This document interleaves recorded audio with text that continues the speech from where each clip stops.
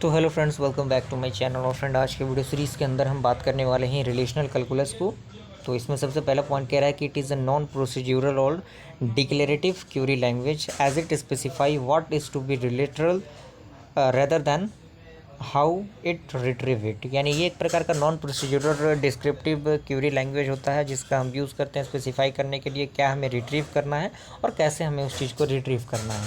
अगला पॉइंट कह रहा है कि in relational calculus queries are expressed in the form of variable and the formula consisting of this value variable. यानी जो रिलेशनल कैलकुलस होता है वो क्यूरी होता है जो एक्सप्रेस करता है किसके फॉर्म में, वेरिएबल के फॉर्म में और फार्मूला के फॉर्म में। तो यहाँ पे उसका एक डिस्क्रिप्शन दिया गया है, एक सिंटेक्स कह सकते हैं।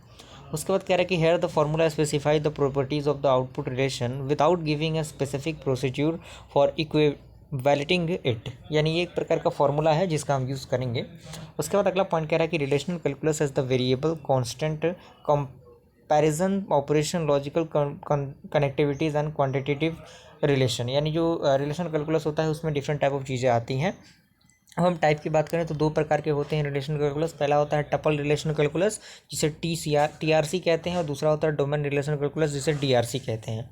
तो हम देख लेते हैं कि टपल रिलेशनल कैलकुलस क्या होता है। तो इसमें पहला पॉइंट कह रहा है कि it is based on the tuple variable. यानी कि किस पे बेस्ड होता है, वो टपल वेरिएबल पे बेस्ड होता है। और अगला है कि it takes the tuple of a specific relation as its value. यानी ये टेक करता है एक टपल को किसी भी स्पेसिफिक रिलेशन के लिए और अगला पॉइंट कह रहा है कि it is use for selecting those tuples that satisfy the given condition. यानी इसका हम यूज़ करते हैं सेलेक्ट करने के लिए दोज टपल्स को जो सेटिस्फाई करता है उस गिवन कंडीशन के लिए। यहाँ पे उसका सिंटेक्स दिया गया, सिंटेक्स को आप लिख सकते हैं। उसके बाद इसी में आता है कंपोनेंट ऑफ टपल कैलकुलस। यानी कौन कौन से कंपोनेंट आते हैं।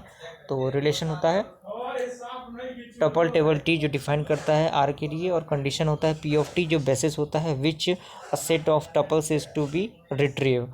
एंड अगला है एट्रीब्यूट लिस्ट जिसमें ये क्या कहता है, स्पेसिफाइंग करता है रिक्वायरमेंट एट्रीब्यूट को to be referenced for tuple satisfying the given condition. अब रिजल्ट की हम बात करें तो वो डिक्लेरेशन होता है, रिलेशन होता है जो कंटेंट करता है set of all at tuples को, जिसे हम टी से रिप्रेजेंटेड करते हैं किसके लिए, for which the condition P of T valid to true, जब ट्रू होता है उस कंडीशन में।